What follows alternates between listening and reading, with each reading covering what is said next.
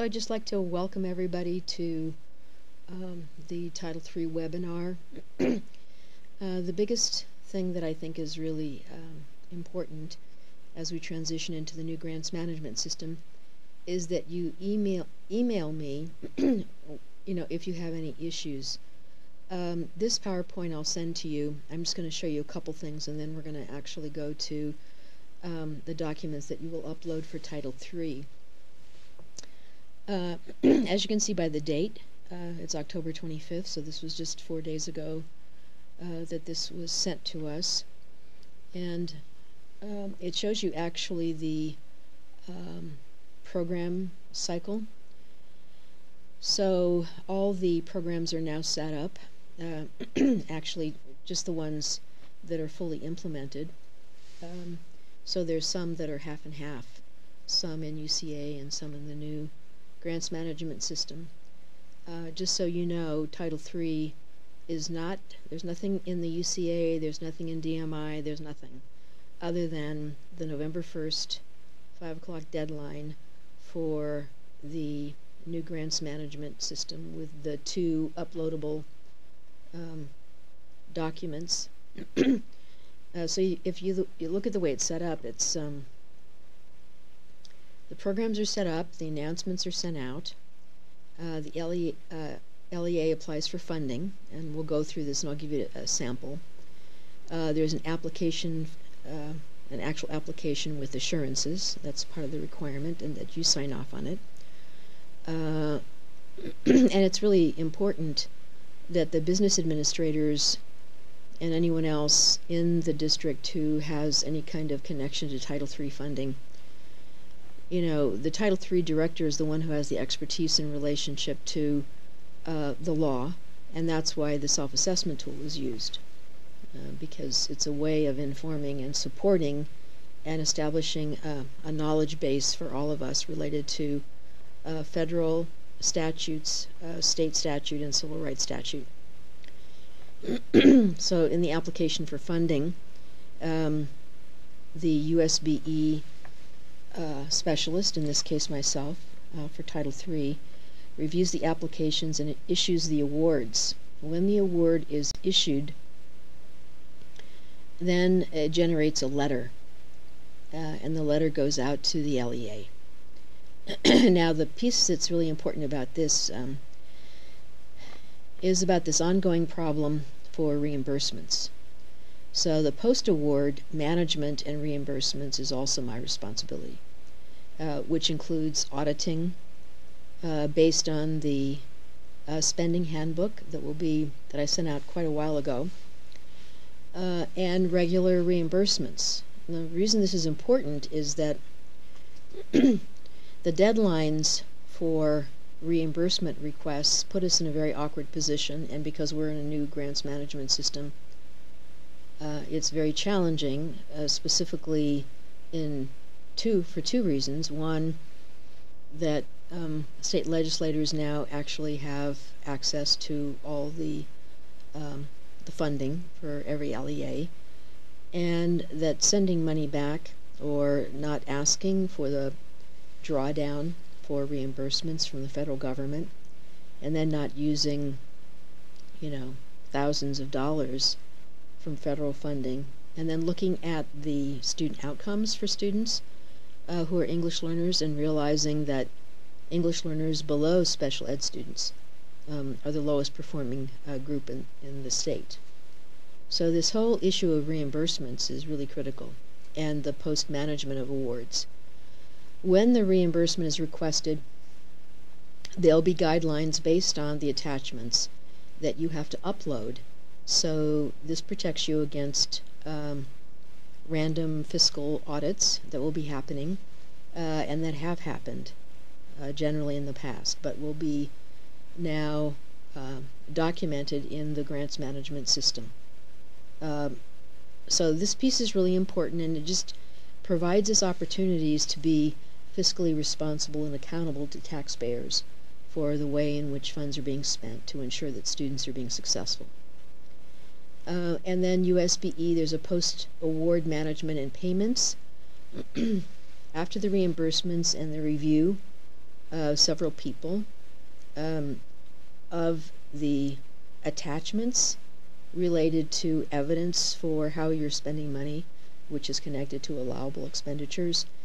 And remember, Title III is supplemental funding.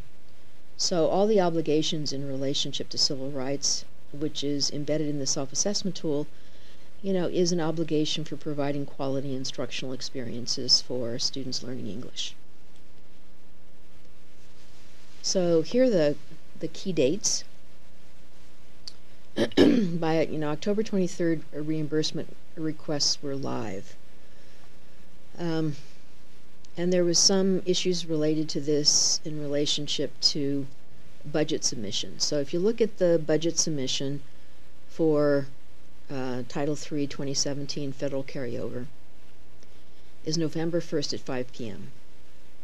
So if budget submissions for reimbursement is not submitted in the new system by November 1st at 5 p.m.,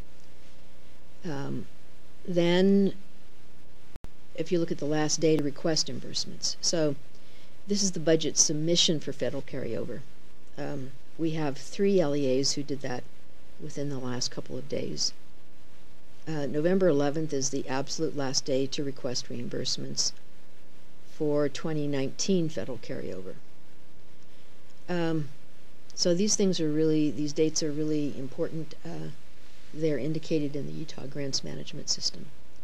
And so once we get over this issue and things are more systematic in relationship to, every quarter, if you have a budget and you're allocating funds, then it's really important to ask for reimbursements.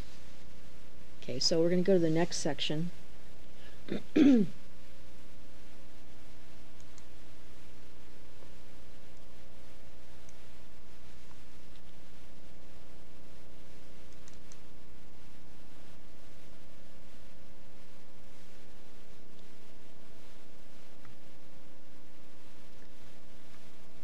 So I'm hoping that you can see this pretty clearly. Here's the Title III grant application instructions. Now, the reason the instructions are important, it's very explicit in helping you understand how Title III ESSA and Utah statute, so that we're all knowledgeable about that, and how that's aligned to resource allocation and fiscal compliance as aligned to school visits. So all of these things are now connected. This has the federal language for ESSA. Talks about the purpose of Title III. That means English learners moving toward proficiency and meeting academic standards, growth toward those two elements. And the directions just simply are really straightforward. So you go to the grants management system, download the fillable Adobe application. Remember, we're talking about the application. And you're completing the 4 questions from the self-assessment tool. So the self-assessment tool, you're using that not only to be knowledgeable about the law, but also a repository for the kind of evidence that you need during any kind of federal or state audit. Question 1, using the data in the 5 ESSA indicators that you identified in your self-assessment tool, evaluate the effectiveness of your language instruction program. Now, if you can see, what we're doing is we're connecting the 5 ESSA indicators, which are they're number 8 in the self-assessment tool. And the purpose for this is to evaluate the effectiveness of your actual program. If your students at certain language proficiency levels aren't making the kind of progress in specific schools, then it's really important that you use the data to think differently about how you're evaluating the effectiveness of the program and helping both the administrators and the teachers better understand and better use data, especially student work, and helping kids move toward their proficiency. Now, these 2 indicators, one is the annual growth goal set by the state USBE. We've added an amendment because previously it was organized as a 0.4, which, when an extra analysis and a consultant came in, it was pretty clear that that would mean that it would take 10 years for students to become English proficient. which is not acceptable. I mean, the research usually says from 5 to 7 years, based on the level of proficiency and the grade that they came in. So in the new system, we're really amending that and using that for state accountability. So remember, if any school has 10 English learners, then that school is accountable for annual growth goals and growth toward academic content areas. So that's why this piece is important, even though you've only received minimal information related to the new indicator.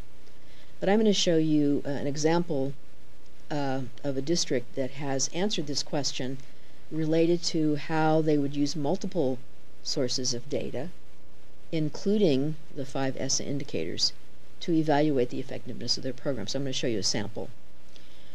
And then question 2, please use the evidence from your self-assessment tool in Section A and in Section A. So those 2 sections are for the purposes. So for the second question, you look at your self-assessment tool and look at the purposes. This really focuses on professional learning and how you're using funds to make sure that students who are English learners have qualified instruction from qualified teachers. So this piece is really important. Question 3 in the application, fiscal accountability. Please include the evidence from the self-assessment tool, Section B, allowable activities, and Section C, equitable services. And I'll show you in this one example how that's done. The last question, question 4, please use the entire self-assessment tool, specifically all the student data, as well as funding allocations for individual schools, and describe the support that will be provided for schools not making annual growth targets for English learners. If your LE has been visited by the USBE team, please explain what steps have been taken to address the recommendations in the USBE report.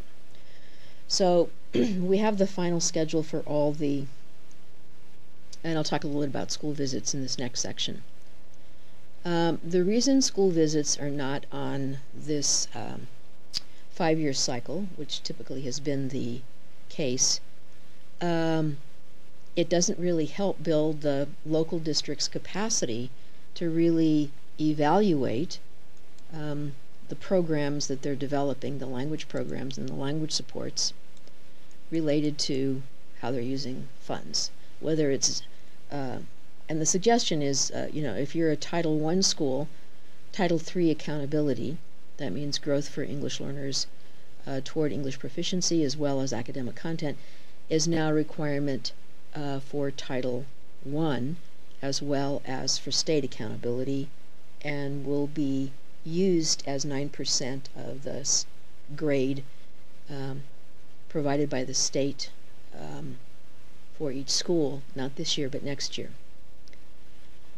So in the instruction it explains what the purposes of the visits are. So instead of the 5-year kind of random cycle where you don't get to be seen, the state board was targeted by the Department of Ed, and really the question they asked was, how is the state agency really supporting the local districts and schools in providing evidence-based language instruction programs? So those 2 purposes are really English language proficiency based on WIDA, as articulated in the ESSA state plan, with annual growth goals and state-designated long-term goals, and proficiency in academic content. So those are pretty much the purposes in relationship to how the actual visits are set up, which ends up being, not going through folders, but actually getting a team and looking at how content instruction is structured and scaffolded well enough so that a wide range of English learners have equitable access to grade level content. That's really the whole point. So here are the criteria for the visits instead of, the typical 5-year cycle. And it says again, this is based on a really clear feedback from the Department of Education. So LEAs that have not made annual growth targets by school toward the established long-term goals for English language proficiency and the long-term goals for English language arts, mathematics, and science. So if you're an LEA, if you're a charter school that acts as its own LEA, or an LEA, a district that has several schools, and the growth targets haven't been met, then the underlying assumption is that it's our responsibility at the state office, at the state board, to provide technical assistance and support you, to help you in meeting those needs. The second one is if LEAs have had an increased percentage of either immigrant students, refugees, or students with interrupted formal education, or SIFs. So the reason this is really critical is that the immigrant funding calculation is actually based on significant increase of recently arrived students. So this piece is really important. Most of the research shows that recently arrived students, now we're not talking about students with interrupted formal education in that sense, but we're talking typically about recently arrived. Their motivation for learning English, even if they come in at a level 1, is incredibly significant in relationship to their previous experiences. And so it's important for us to provide you with the significant resources based on the formula over 2 years where there's a significant increase, and that's how immigrant funding is allocated. It's always 2% off the top and then allocated to the LEAs that actually have the most significant increase in that student population and meet the threshold of 10,000, which is the minimum threshold for any kind of award in Title III.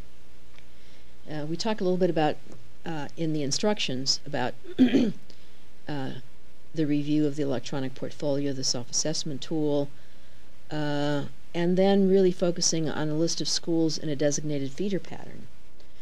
We've actually found, just from our experiences in the last visits that we've done, is that there are all kinds of ways to respond to this when the report comes out. Some people will be very strategic and provide to the schools the recommendations for change in instruction. And so then that process and the impact of asking for change in instruction is included in your actual application. So that's how we're trying to connect the feedback we give you with the application as well as a self-assessment tool and in the application related to how funds are braided and how they're used. Okay, so I'm just going to give you an example.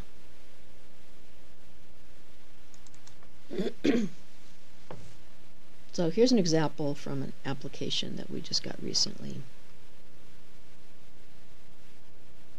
And remember, in the application there are only 4 questions, and of course, as well as the assurances. Okay, so the question is, explain how your LEA is using student data, specifically the 5 ESSA reporting indicators, in the self-assessment tool to evaluate the effectiveness of your language instruction program. So if you notice, even when you're trying to respond to a question and you look at what the question is asking, it's saying what kinds of data, and specifically the 5 ESSA reporting indicators that you put in your plan, how are you actually using that to evaluate the effectiveness of the language programs you provide for your students? So this is a really clear example of how this director responded to that question. So growth targets for ELs and English language proficiency will be determined upon receiving data from USBE for growth goals by levels and by school. Okay, so this person is very clear that this is the kind of data they'll be getting when the data is run, and it'll be run for determining accountability in December. Alpine, and this is from Alpine, so it's in there. Alpine school districts median growth percentile for English learners in the academic content areas for English language arts, mathematics, science will be between the 40th and 60th percentile. So the way in which they're organizing and looking at English language arts, math, and science is based on growth percentile, which is figured out by USBE and then explained through PowerPoints as well as from the assessment department. The district uses trend data provided by USBE's data gateway disaggregated by EL to determine the rate of growth for EL students by individual schools, in addition to achieve the K-3 literacy goals set for all students. The district disaggregates DIBELS data K-3 to inform a plan of action to better support our elementary schools. So they're not just using the WIDA scores, they're also using growth percentiles from English language arts, mathematics, and science. So it's growth percentile. It's how much this particular group of students in this cohort and what their percentile of growth was toward proficiency. You see, so we're looking at growth, not the percentage of students who are proficient.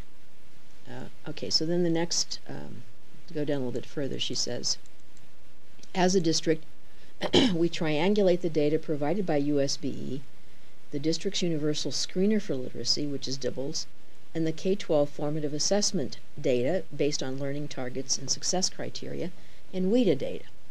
So they're using multiple sources of data, not just the 5 ESSA indicators, data that's relevant on the data gateway, and then as a team they work together in collaboration. Now this is really important with the K-12 curriculum department to use these data sets to inform the plan and the goals supporting schools. So what they're doing is they're using the data, they're sitting down as a team, and they're saying, ultimately the question is, based on these set of data, multiple sets of data, what do we need to better support the schools? Additionally, we align the district's overall goals for student achievement to support schools in their efforts to improve pedagogical practices that accelerate not only the language acquisition of ELs, but their achievement in across content areas. Okay, so as you can see, this question is really important, and it's related to the use of student data, the ESSA reporting factors. They're looking at the K-3 literacy goals because extra funding is there, and you can use it for braiding and including supplemental funding to support the actual goals for English learners related to content literacy. Okay, so this is just an example. Here's the second question.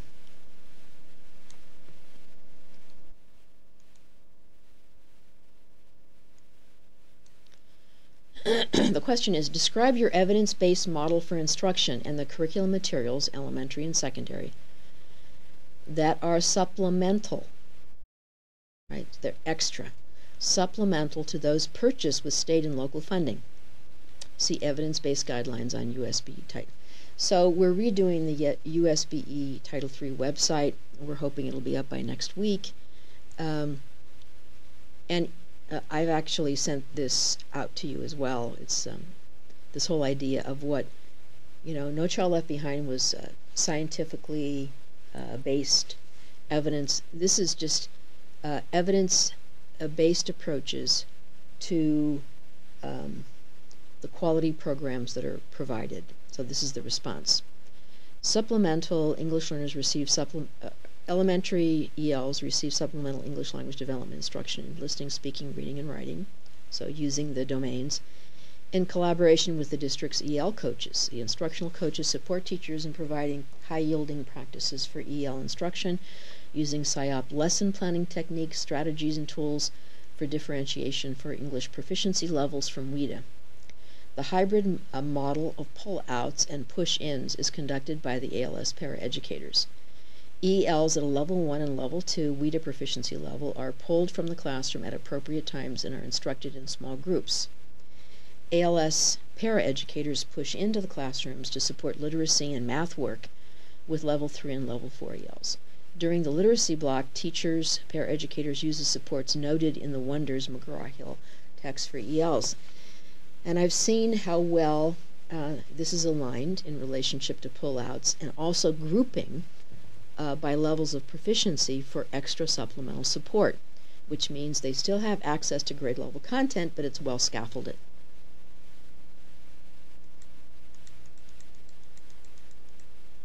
Secondary ELs are enrolled in ELD courses taught by certified ESL endorsed teachers. ELD instruction is delivered in listening, speaking, reading, and writing, and is supported through the use of the National Geographic School publishing materials.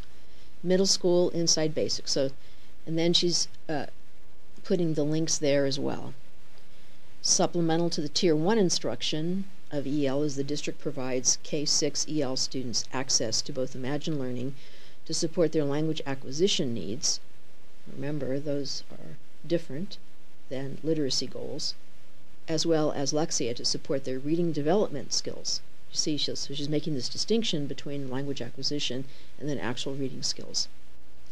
In addition, the district provides access to Nearpod Al Library for all K-12 EL students in the district. The Nearpod Al Library supports content teachers of ELs to make content not only comprehensible, but more engaging. So again, this idea of structured immersion related to access to grade level content. And these are the sources, the curriculum materials, and the resources that they're actually using to supplement the way in which English learners are provided high quality instruction.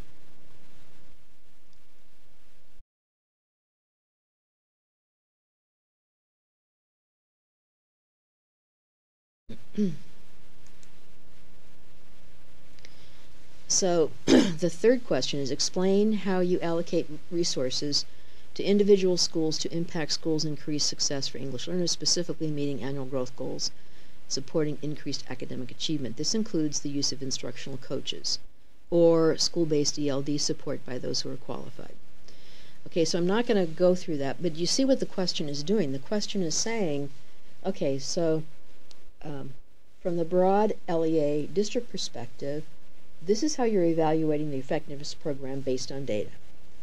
This is the kind of support that you're providing for high quality instruction based on different approaches. Right? Okay, so one is about using data for evaluation, the other one is instructional approaches based on that data, and then looking at allocating as a district to individual schools based on the school's increased success for English learners. So the point is that the application for funding really focuses on the needs that are connected to particular schools that support the principal's ability to use resources effectively. So that's the role of the district. I won't go into the bottom because the last question is list schools that did not meet the interim growth goals, the federal accountability. Please explain how you will support them. Now, because we don't have the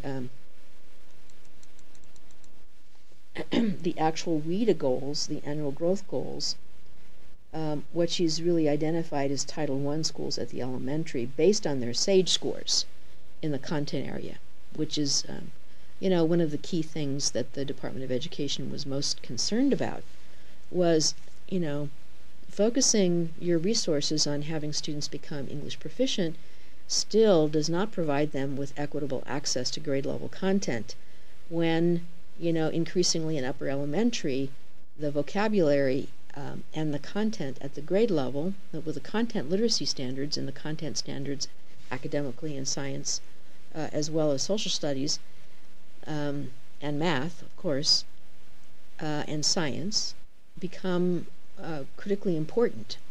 I've seen some of the best instruction in a 9th grade where you have all levels of English proficiency and you have a co-teaching model. I've also seen amazing courses at the high school with content link courses where you have the content teacher and then you have the ELD specialist with the support and a writing teacher in English for the writing in the content area. So you see there are all these powerful, promising practices that we can learn from. And the best way to do that is to really develop an excellent application for Title III funding. I've tried to give you some really concrete examples for this, which I hope has been helpful.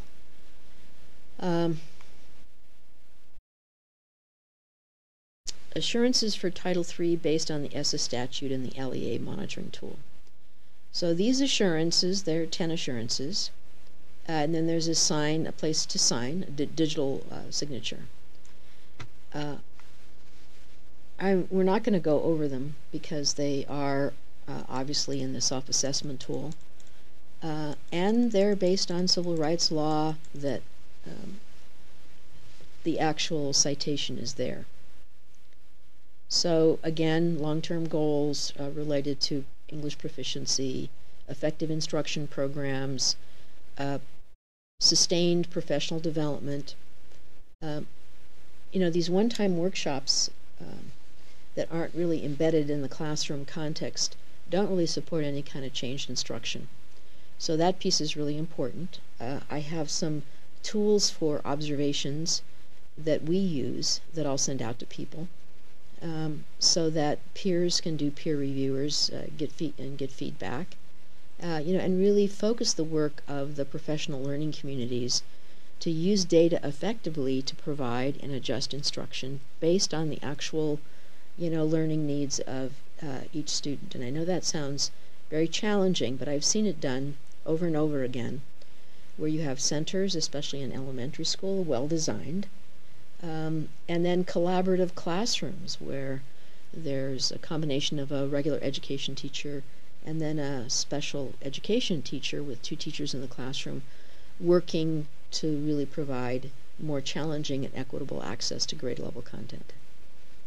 The biggest thing I think for us thinking about equitable experiences is number 7. The LEA ensures that no student is denied the opportunity to participate in a class or school-sponsored activity or supported activity because of the inability to pay a fee. This is the new Utah Revised Code, July 1, on school fees and waivers, and has been the subject of not only an internal audit, but a new legislative audit, and I'm sure in the next legislative session will be clearly a point of issue in relationship to equitable access and equitable opportunity. Well, I hope this has been helpful with giving you really concrete examples. All of this is based on, the Equal Educational Opportunities Act of 1974, as well as civil rights law from the joint statement of the Department of Justice and the Department of Education. So we're trying to align all these things so that every single student is provided with the best possible education and opportunities for creating, a better future for themselves, their family, their community, and ultimately for Utah. So if you have any further questions, please email me. Really appreciate the time with you. Thanks so much.